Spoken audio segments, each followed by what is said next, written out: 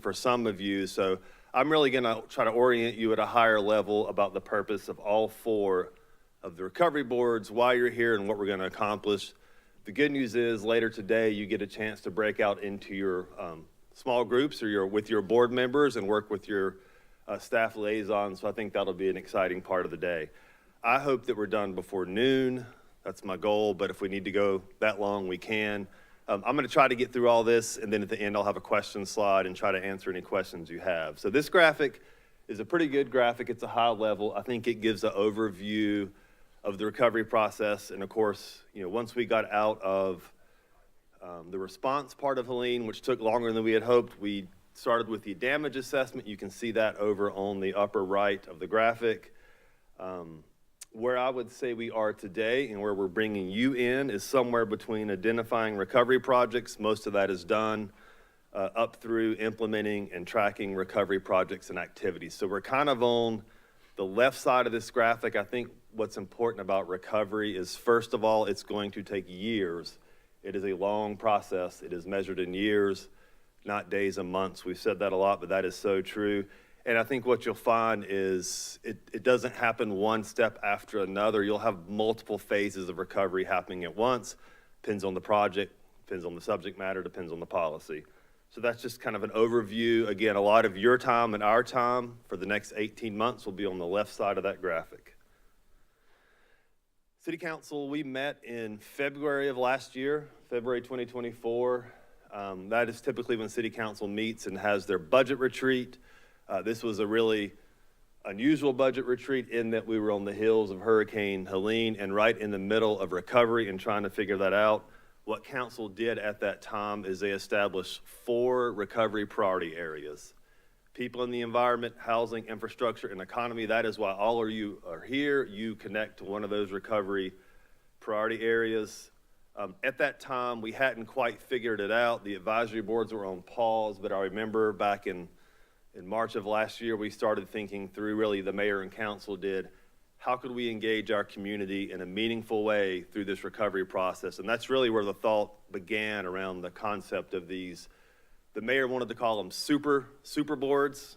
We like the word super, but we settled on recovery boards. But this is the super boards we talked about.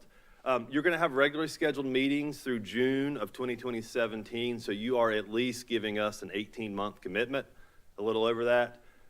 There's a resolution that council adopted that established that when we get down the road 18 months from now, if this really works well, of course, council could extend it, or it may run its course. We'll see what that looks like 18 months from now. You will work on specific assignments, requests, and a direction. Your work, your charge, your work plan will come from city council, a council committee, or your staff liaison. So we'll talk more about that in your small groups later today. And finally, a lot of our advisory boards have done this, not all, but we are going to develop work plans. We'll talk more about that today too, but you'll have a work plan as a board, so you'll kind of know what you want to accomplish over the 18 months that you're together. Structure, a lot of you know this. Hopefully you read the materials before you applied, but you'll have 11 members on each of your boards. It's got a mix of existing advisory board members, so we're pulling from those resources, but also community stakeholders at large. And I think what's great about this is we have 4 boards that represent different perspectives, different expertise, different backgrounds. So much like city council has to do, you'll have to work across different perspectives and expertise to try to find consensus. So I think these boards actually replicate in a lot of ways what our city council has to do when they work together. You're going to have a chair and a vice chair. That's very important, so be thoughtful about who your chair is. Again, you'll discuss that more today. You'll need to make that decision at your next meetings. We will support your work as a recovery board. You have the full support of city staff. Your regular meeting schedule is bi-monthly, and of course, all your work will be streamed, online, and fully accessible to the public. Purpose statement. So why are you here? The first paragraph was actually developed in February of last year by City Council, and this was their vision for recovery. And again, they did this fresh on the heels of Hurricane Helene, and that vision that Council proposed was recovery that is rooted in resilience, rises in unity, repairs with care, and is ready for tomorrow. So I think that's the charge that City Council has provided us for moving forward. They created the 4 priority areas, as you already know. And then something that staff kind of pulled together just to reflect what we're going to do together is through collaboration, expertise, and insight. That's what you bring to this process. Each of the 4 boards will provide critical input to City Council on policy recommendations and also extend our communications through your networks. So again, you're going to help provide recommendations to council on some of the tough decisions they have to make, but also what we really want to take advantage of is your reach and your connection to the community. So I'm going to go through each board scope. I promise I'm not going to read all these bullet points. I assume that you know your board scope because you should have read that when you applied, but what I think is important is beyond what you're going to do on your recovery board, just have a general knowledge of what the other boards are also doing, so that way you kind of know where workflow or work products fit. So for the housing recovery board, who's on housing today? Got a lot of staff, a lot of members, so good turnout.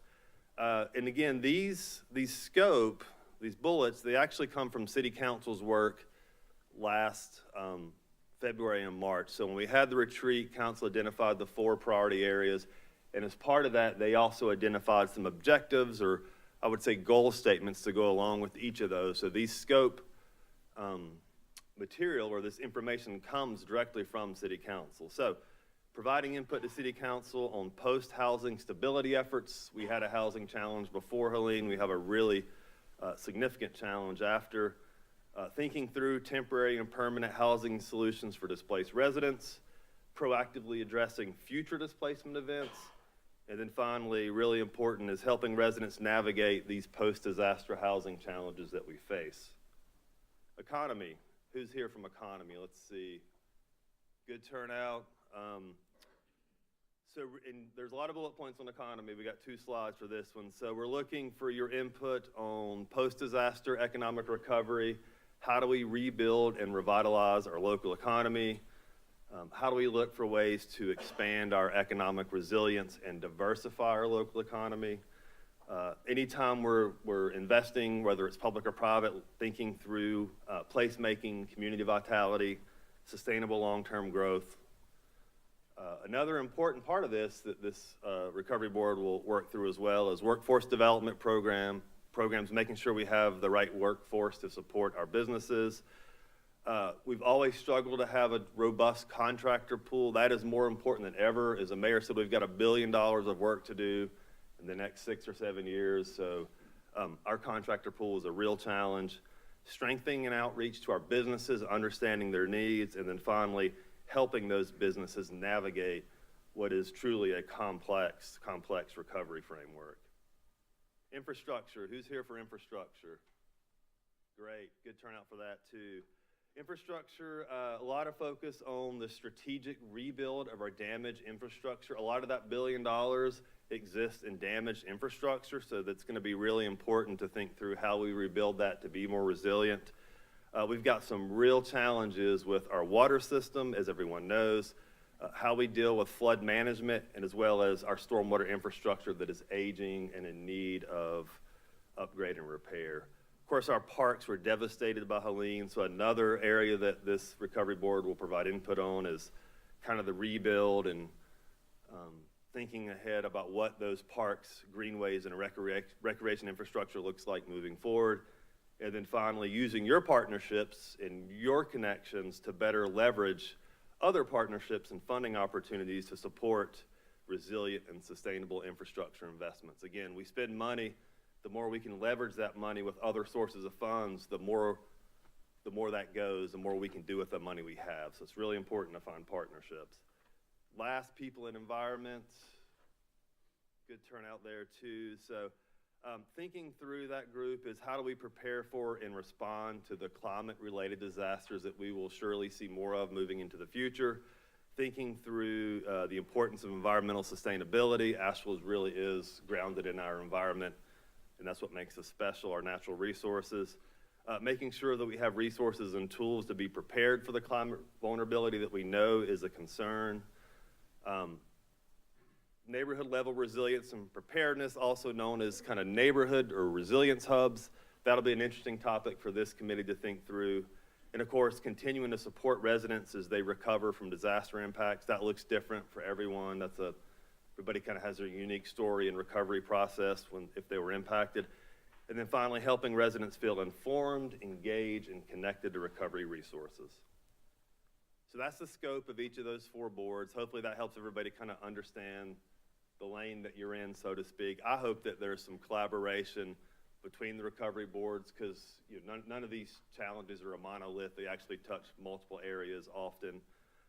And I'm almost done. One of the things you're going to do today is you're going to start talking about a work plan. We think that's important. That's a way for you to be focused on what you're trying to achieve. The work plans are prepared by the staff liaison, who you'll meet later today. Each recovery board has a department director that will be their staff liaison. So you've got an executive level staff that you'll work with, and you'll work with them, the chair will, to begin to develop your work plans based on council priorities and organizational priorities. Work plans can at least project out a few months, maybe more if possible. And then we say all the time that, and what's fascinating about this recovery process, in a way it's long and it's thorough and it's years, but at the same time, there are moments when all of a sudden there is a funding deadline or something comes up and you've got to move really fast.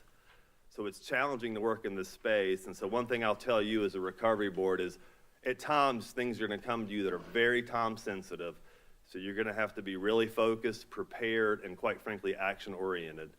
So it moves really slow until it doesn't, then it moves really fast. And it's hard to project when that's going to happen, but it does. You're going to work on an agenda each meeting to make sure you're organized in your work. That's going to be a really important role your chair plays with the department director or the liaison, is developing your agendas.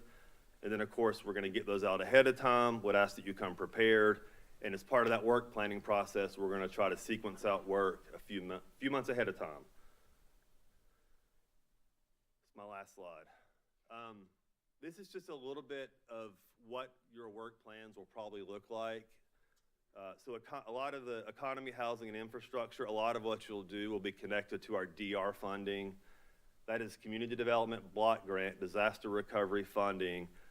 Big credit to our mayor and council. As soon as we were still in the really the response phase, we were able to secure a $225 million grant from the federal government. That is money that is in addition to the typical recovery funds that the city has access to. So that's kind of the above and beyond money to help repair our community. So there's a great opportunity with that to get that money into the community and hopefully expedite and make the recovery even better than it otherwise could have been. So that'll be a big part of discussion. Each of those DR programs, they've had a lot of engagement, listening sessions, surveys. So a lot of the programmatic pieces of that are already somewhat in place. But again, that'll be an area that you'll really spend some energy in. And not to leave the people and environment group out, there's not as much DR funding that connects to that board, but there is a lot to do in terms of neighborhood resilience, some of the planning efforts that are underway, and looking at some of the environmental impacts we need to think through. So you're all going to have your plates full. And again, when you get in your small group meetings today, you can talk a little more about your particular board's scope. So that's it for me. That's the high level overview. Any questions?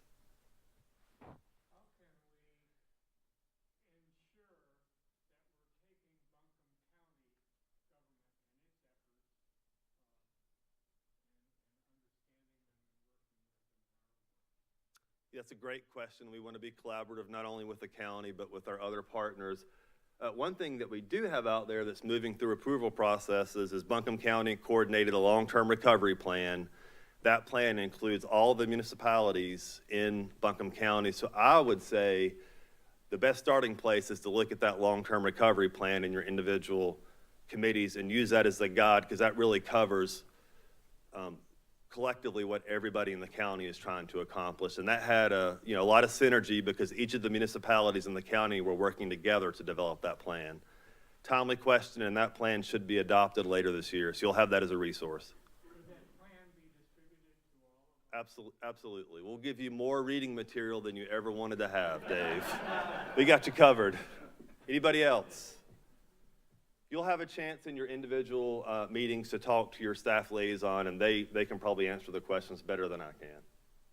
Okay, so thank you for being here again. Really appreciate your willingness to take this on. And I'm going to turn it over to our closer, City Attorney Brad Branham. Thank you. Brad, I don't know.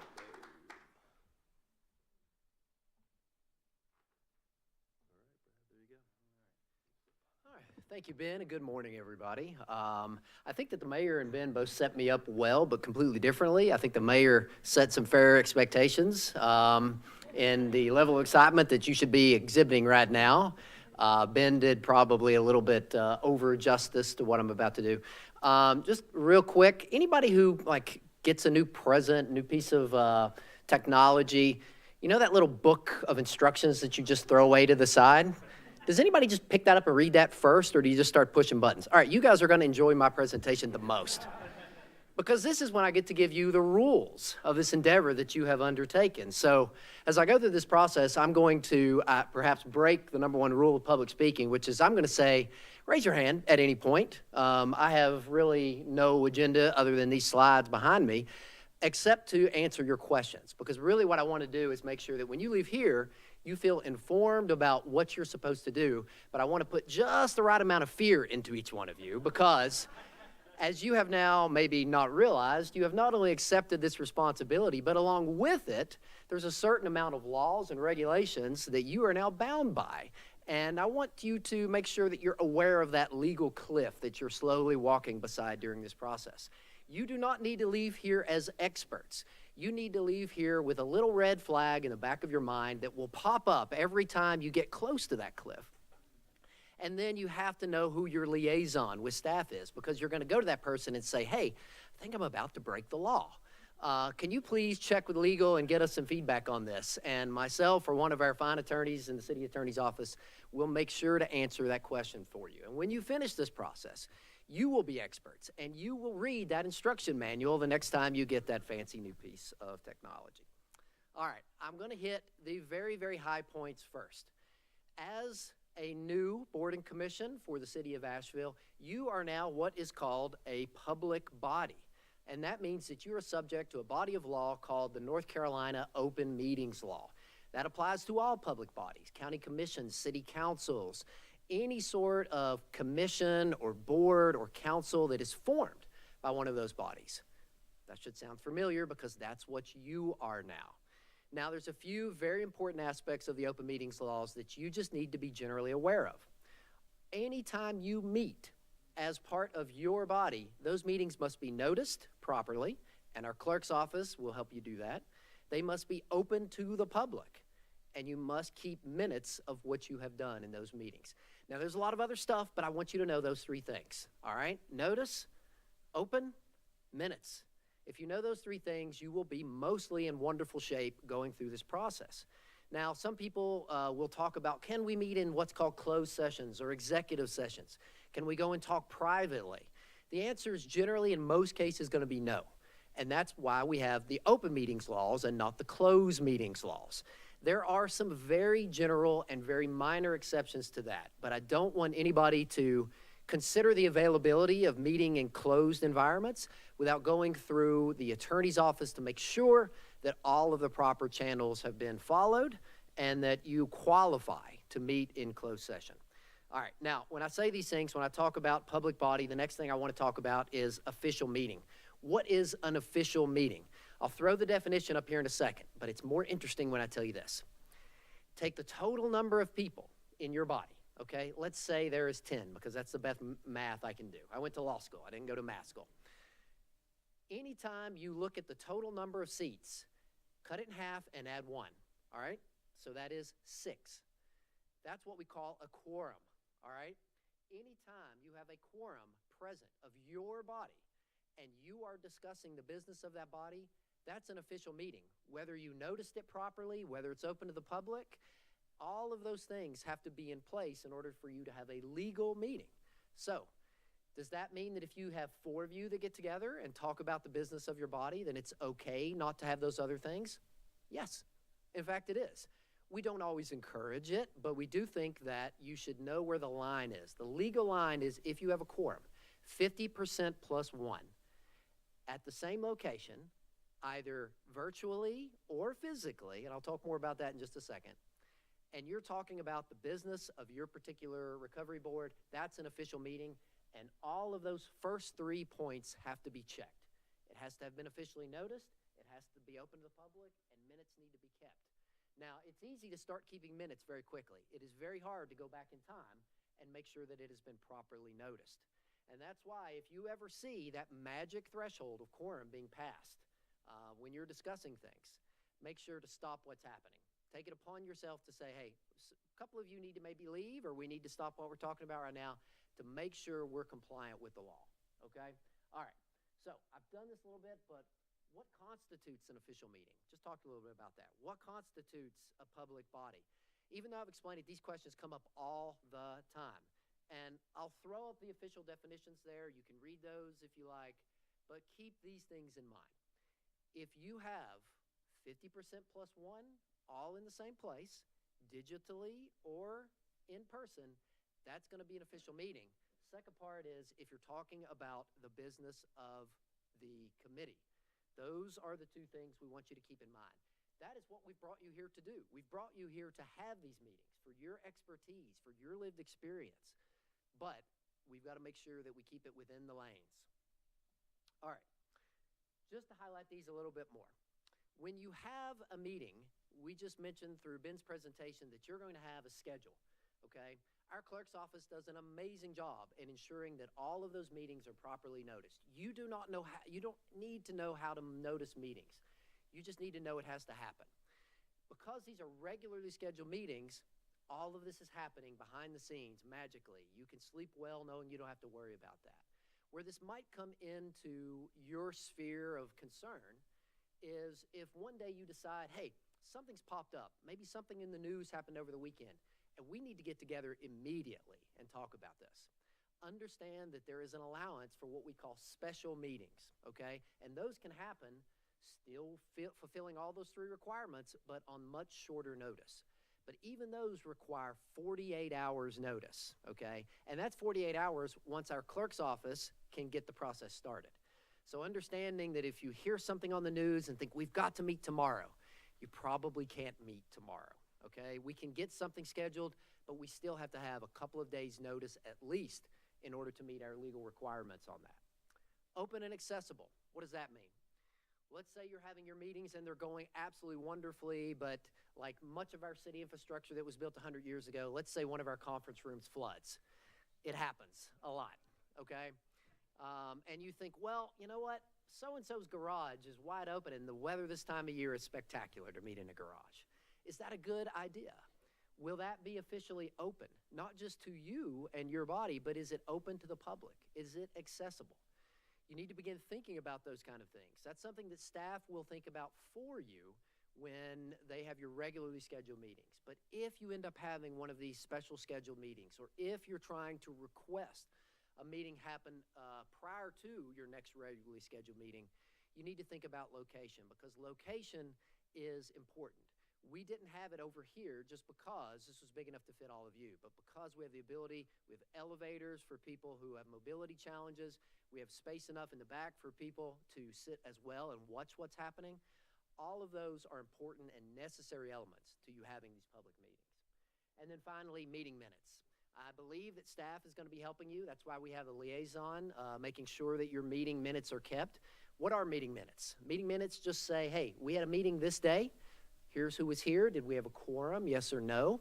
And what did we do? We voted yay or nay on certain things. We closed at this time.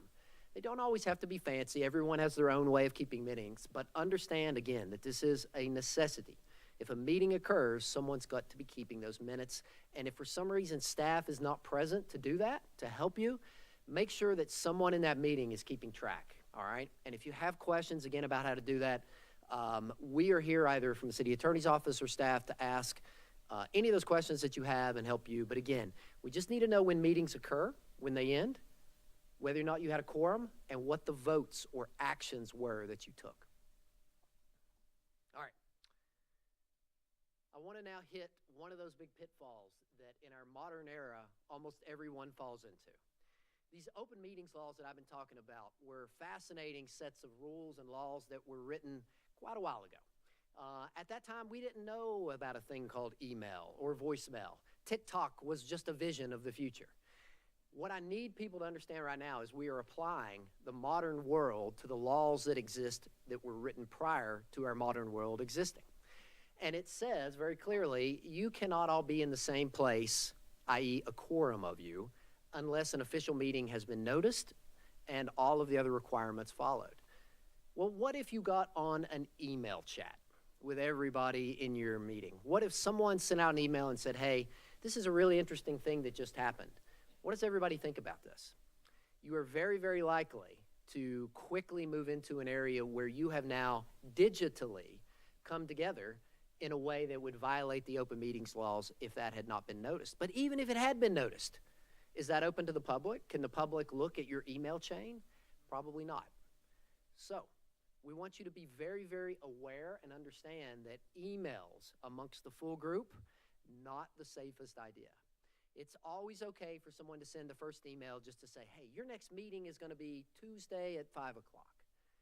But the most commonly abused and not purposefully misstep taken is the reply all button, okay?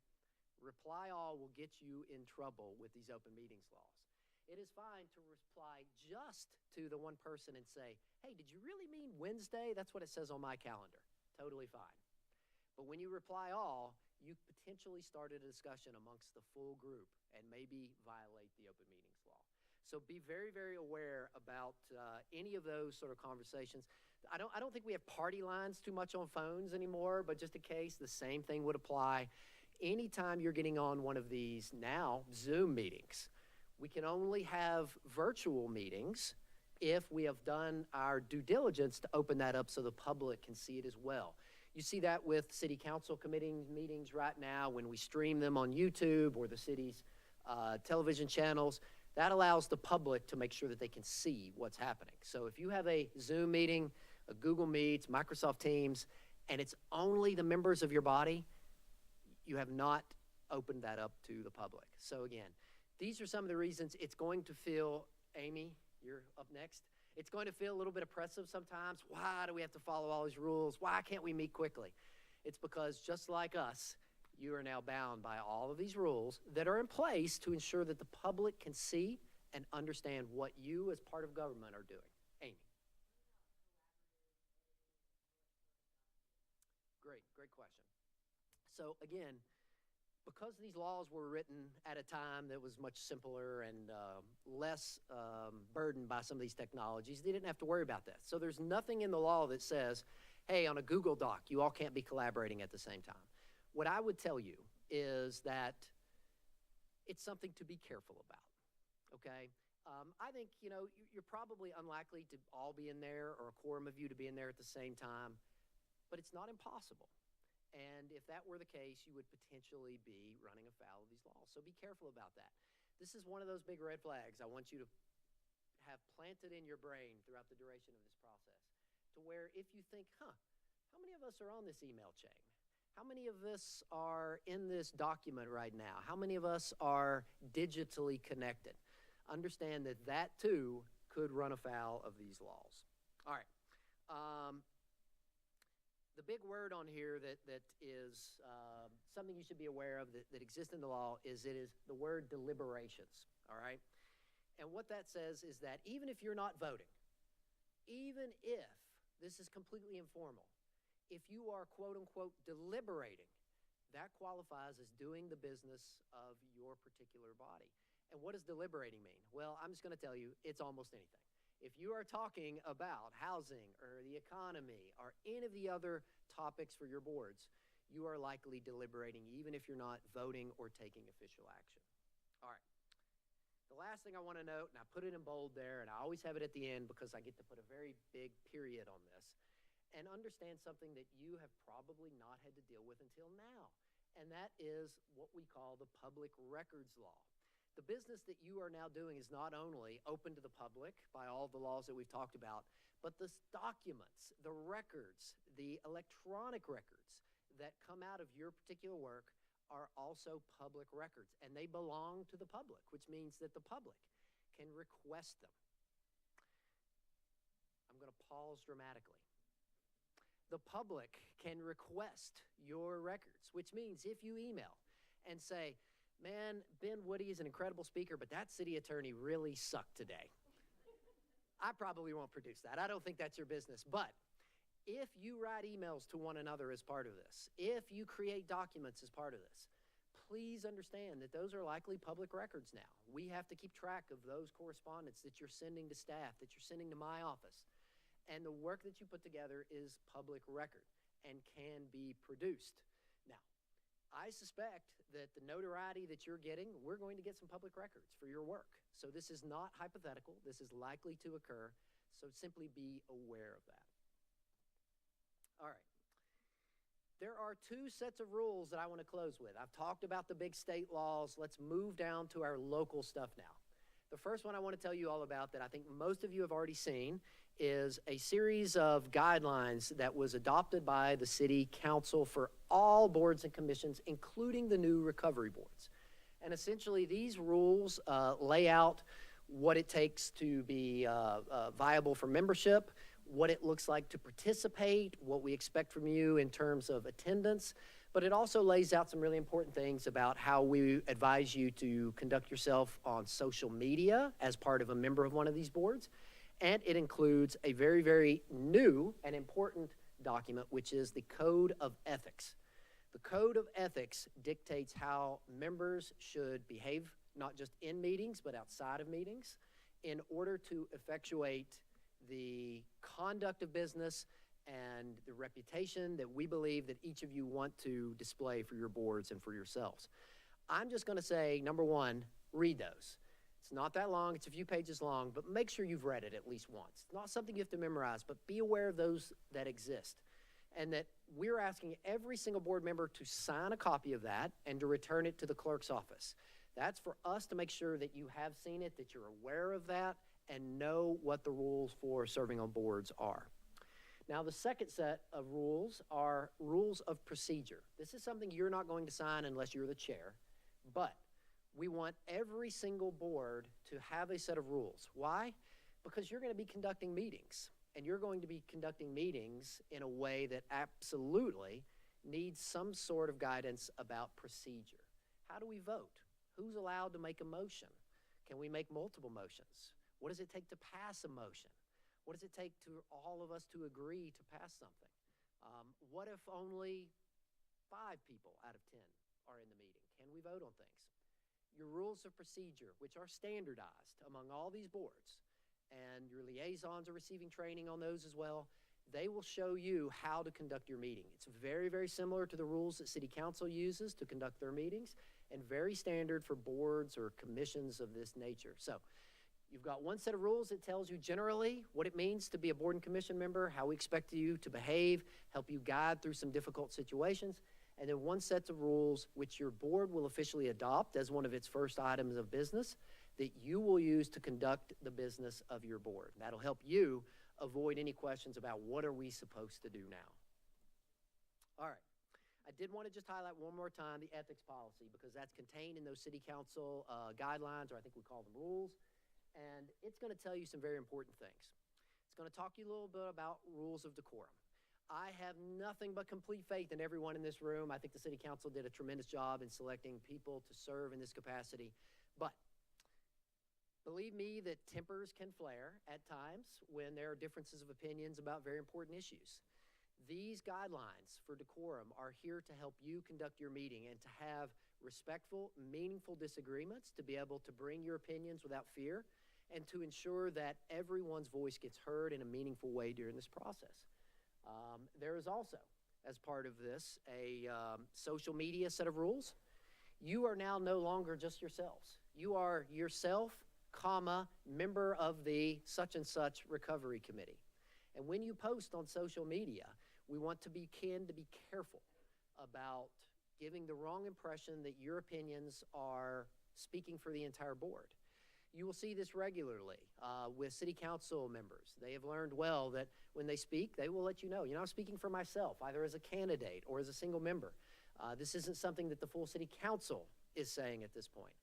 You need to be aware of that as well because your opinion, though valid and meaningful, may not represent the full opinion of your body, which can only speak as a majority of the full body. So mainly, we're asking you to say, hey, I believe that recovery needs this as the number one priority. I'm speaking for myself, okay? I'm a member of this body, but I'm speaking for myself right now, so that that isn't interpreted as your full body speaking at the same time. All right, and finally, there is a compliance process, which means that we are going to hold everyone to this. We believe that everyone has the best of intentions, but we have to ensure that everyone has a way amongst yourselves to enforce the rules so that if you have any breach of these obligations, you as a board with the assistance of staff will be able to ensure that you can enforce the code of conduct. All right. I only have one question during that. I assume that that is because I was so incredibly clear, but I really do want to open it up to any questions that you may have about these rules, any other rules about how to run these meetings and how to deal with being on a board and commission. Any questions? Yes. Yeah. There is no specific rule against using AI. Now, what I'm going to tell you is the same as every person I think who talks about AI will tell you. Be careful. Understand that using AI does a couple of things.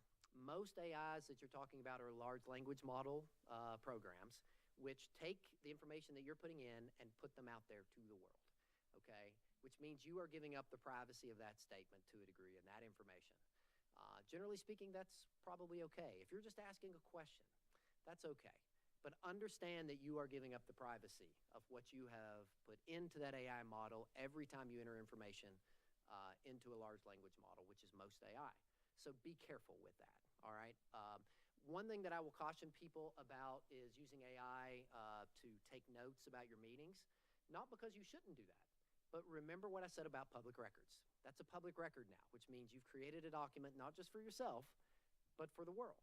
So understand that what goes in that is potentially public, potentially everyone out there could have it. So don't not use it, but be aware when you do. Yes. When you're in your meeting, are there any words or phrases that cannot be used in a full forum or in the process of deliberating on? I'm going to tell you that the best answer that I can give you to that is everyone take a look at those city council rules I mentioned, and specifically the code of conduct, the code of ethics. That's going to have decorum rules. It's going to talk about how you interact respectfully with one another. It's going to say things like, make sure everyone gets a chance to be heard. Make sure that you are able to bring your opinion fearlessly and respectfully to the group. So it's less about words, but it's much more about how we interact with each other to ensure that what you are doing collectively is able to fairly represent the whole at the end of the day. So Alma, you've seen this in person as a chair yourself. You know that it is beneficial to come in a respectful, meaningful way where everyone gets that chance. So read those code of conducts because it will lead you to a more efficient meeting. Other questions?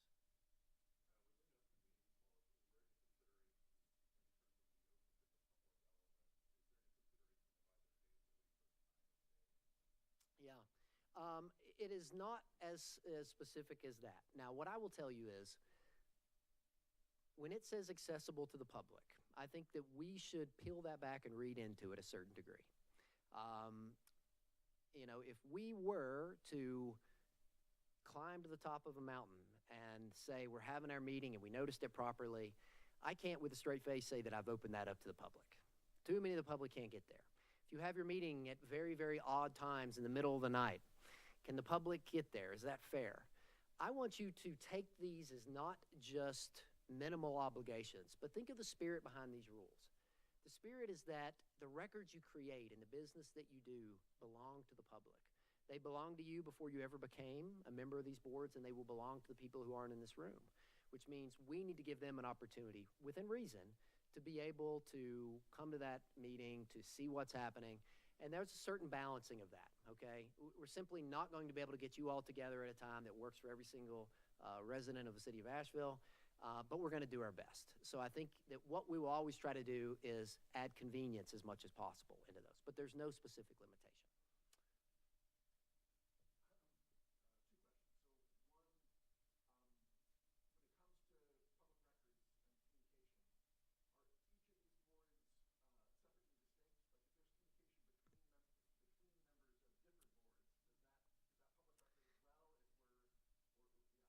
That's a great question, and I'm going to answer it on two fronts. So for purposes of public records, it's not going to matter who you're sending it to, even if you sent something about official business to someone on city staff or someone in a different recovery board or someone on one of our other standing boards. The question is, does it include information about the public business? And if it's about the business of your board, it would not matter who you're sending it to. Now, where it will matter is quorum. If 6 or 7 of you, say 2 or 3 from every board, or I guess that'd be about 12, if 3 of you got together from all 4 boards, there would be 12 people there. But no quorum would exist because your quorums are calculated amongst your own boards. So it would not trigger open meetings law if you started to worry about interacting with other board members, even if you're talking about official business, as long as your own board, don't cross that quorum threshold. But for public records, all that matters is it the business of your body?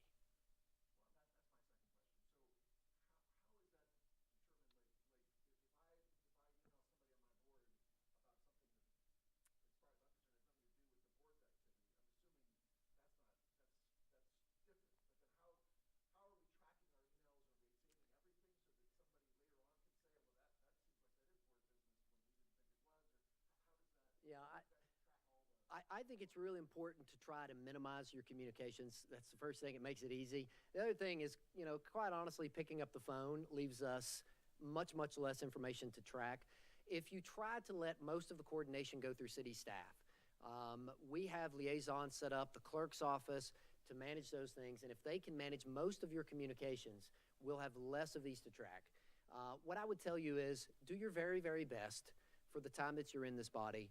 Don't delete your emails that involve this. I understand that you love clearing out that inbox, but leaving the emails or at least moving them over to a protected folder for now. The same goes for text messages.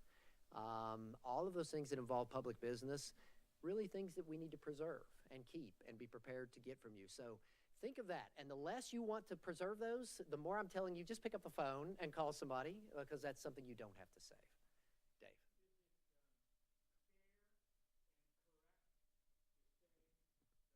to say that all findings of these committees are recommendations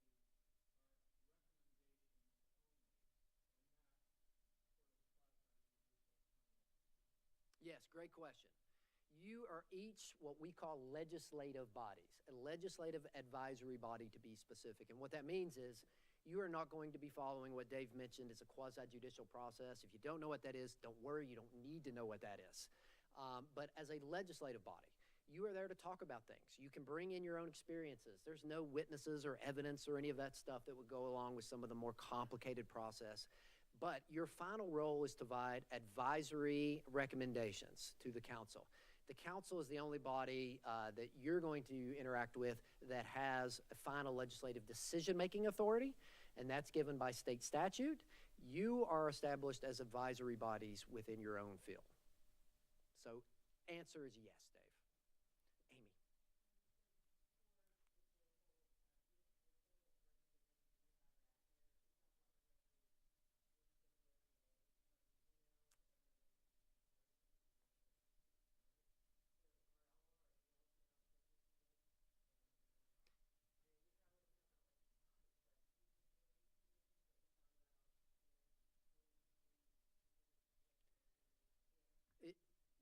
The line is thin, and I would tell you, be careful with that, okay? I mean, if you got 100 emails from other people, their records are not public. They're not on one of these bodies, okay? But you should be aware of it. And certainly, you're on the economy board. If you're talking housing all day and night, I don't think that's probably an issue. But when you move into that economic realm, potentially. Yeah,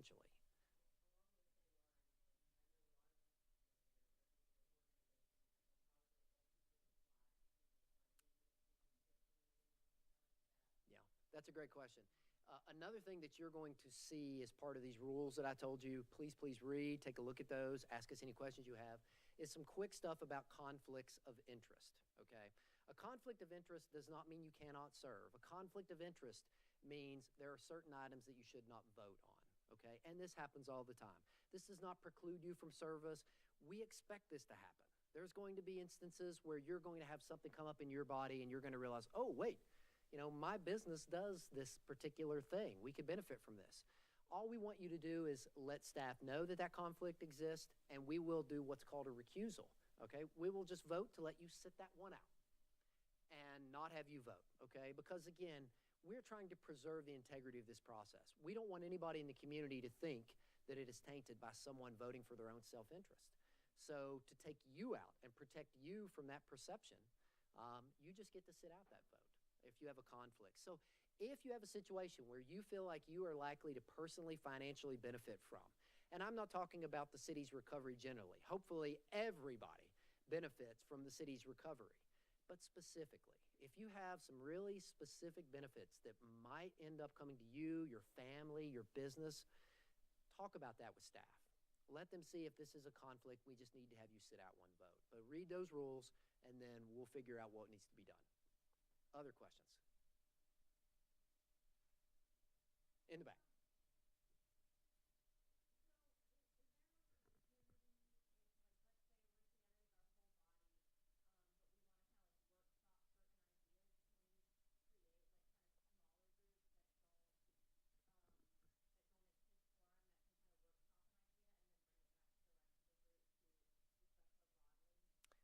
Thank you for asking it. Everybody, this is a really, really important question, and I'm going to give you a really simple way to do this. Anytime you have less than a quorum of you together, you can talk about the business and not have to do any of that other stuff. It's not an official meeting. If you have an 11-person group and you have even up to 5 members at the same place, you can talk about business. Keep it below a quorum, and you are not having an official meeting. Do not worry about establishing these groups. Don't worry about, hey, we want to form a special group. Just say, hey, I'm going to get together and, talk out of our meetings about this one thing. Anybody wants to join me, that's fine, but we got to keep it below a quorum.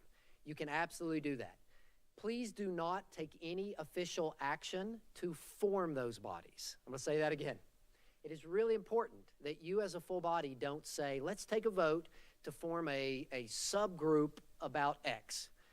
Because once you've done that, you have formed a brand new you, okay? Committees are like gremlins, all right? They pop off little versions of themselves, and then they cause trouble, all right?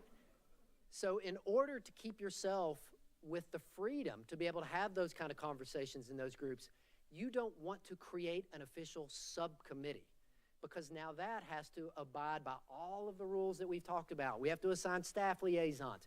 We have to notice those meetings, open to the public, all of that stuff. The secret rule, the cheat code. Don't take any vote to officially form those groups. Don't take a vote to charge them with any labor. Keep it informal and just meet with less than a quorum. As long as you do that, you can meet as much in small groups as you like, because you're not empowered to take any action or any official votes. But if you take official action to form them, we might have a problem. So we really, before you do that, please don't. But if you are considering something like that, talk to your staff and let legal help weigh in to help you guide through that. Any other questions? Alma.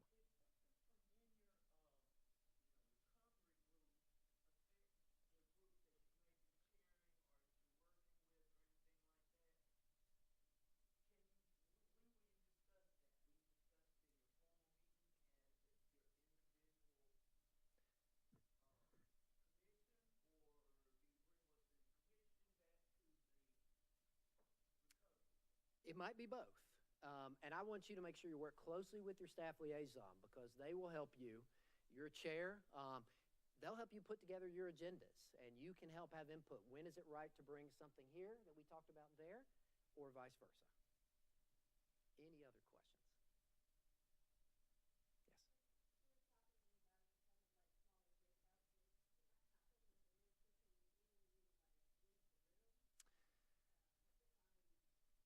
Yes. Yeah, it's a good question.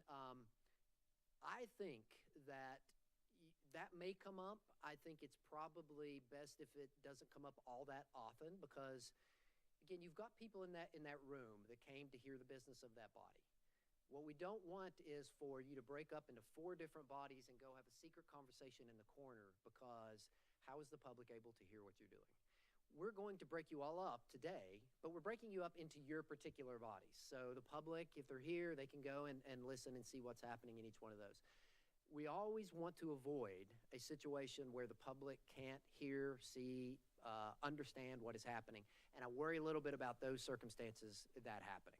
So maybe if you want to have those groups, it might be better to do it outside of the meeting, maybe before or after.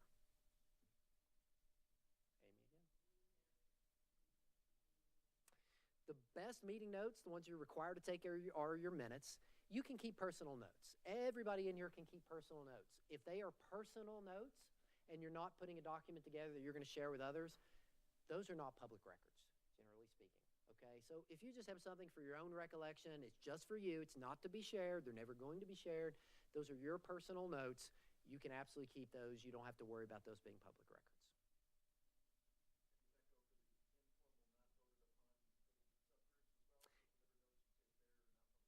Yeah, as long as you're not sharing them. If the group is putting together a document, it might be. But again, all personal records, just for your own little notes, your own recollection, not public records. Other questions? These are great questions. Okay. Your access to me and my team of fantastic lawyers who are all better than me does not end today. You have access to us to continue to help support you throughout all the work that you're going to be doing. We are here. Reach out to your clerk's office, reach out to your liaison if you have any legal questions. We're going to be available to you quick. You will have an attorney in your meetings that will be able to answer questions on the fly as well. And if you don't see my face, you'll be lucky because you'll have a good one of those, and they talk a lot less than me. All right, with that, I thank you all for your time. I thank you for your service. I'm going to hand it over to Alex.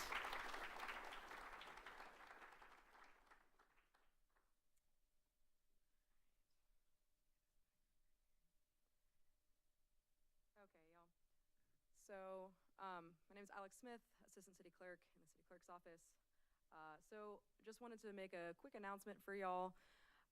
While this training is great, we're staying a little bit more high level, you may have noticed, especially with some of the items covered by the legals, City Attorney's Office. So because of that, the City Clerk's Office is going to be offering upcoming trainings. So they're open to anyone who would like to attend, but we have a new member training. Make sure y'all can see this. We have a new member training coming up on November 19th. That will be hybrid format, so you're welcome to come in person to the City Hall. If you would prefer to join remotely, you can do that as well. And that will be for any and all new members, also continuing members. I know we have a lot of folks here that are on advisory boards. You are also more than welcome to attend. It's not a mandatory training, but highly encouraged. And then also we will be doing a chair and vice chair training. That will be December 11th. Again, that will also be a hybrid format. So if you're welcome to attend, even if you're not a chair or vice chair, you just want to sit in on the meeting. All these meetings, of course, are open to the public. May not be super applicable to you, but just want to throw that out there, that those will be upcoming, and we will be sending out save the dates, agendas, all that good stuff in the coming days. Last thing, if I could just have our staff liaisons come over for a quick huddle with me as we go into our breakout sessions.